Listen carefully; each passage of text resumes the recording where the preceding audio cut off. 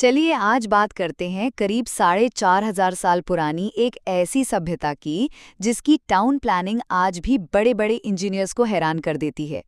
ये है हड़प्पा वास्तुकला पर एक फटाफट वाली जानकारी। देखिए, हड़प्पा सभ्यता, जिसे हम सिंधु घाटी सभ्यता भी कहते हैं, उसकी असली खासियत उसकी बड़ी बड़ी इमारतें नहीं थी, नहीं, बल्कि उनकी सोच थी। मतलब उनकी वास्तुकला दिखावे के लिए नहीं, बल्कि पूरी तरह से फंक्शनल थी, सुविधा और कामकाज के लिए। और यही चीज उसे अपने समय से कहीं कहीं ज्यादा एडवांस्ड बनाती है। तो ऐसी क्या खास बातें थीं? चलिए 3 पॉइंट्स में समझते हैं। सबसे पहली चीज, उनकी जबरदस्त अर्बन प्लानिंग। आप सोचिए, शहर एकदम ग्रिड पैटर्न पर बने थे।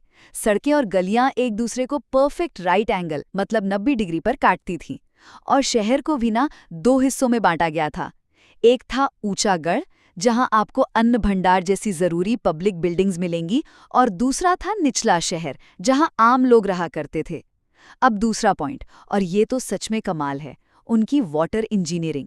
सोचिए, हर एक घर की नाली शहर की मेन ढकी हुई नालियों से कनेक्टेड थी। और तो और रेगुलर सफाई के लिए उनमें मैनहोल्स तक बने हुए थे। मतलब पब्लिक हेल्थ पर कितना जबरदस्त फोकस था। मोहनजोदड़ो का जो ग्रेट बात है ना, वो इसका एक शानदार उदाहरण है। और तीसरा पॉइंट है उनका मानकीकृत और फंक्शनल कंस्ट्रक्शन। उन्होंने पकी हुई ईंटों का खूब इस्तेमाल किया। और कमाल की बात यह है कि हर ईंट का साइज एक फिक्स रेशियो में होता था, 1:2:4 हर जगह।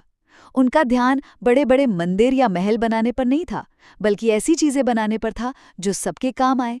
तो कुल मिलाकर हड़प्पा की वास्तुकला दिखावे के लिए नहीं थी, बल्कि एक स्वस्थ और संगठित समाज बनाने के बारे में थी। एक ऐसी सोच जो आज भी उतनी ही जरूरी है।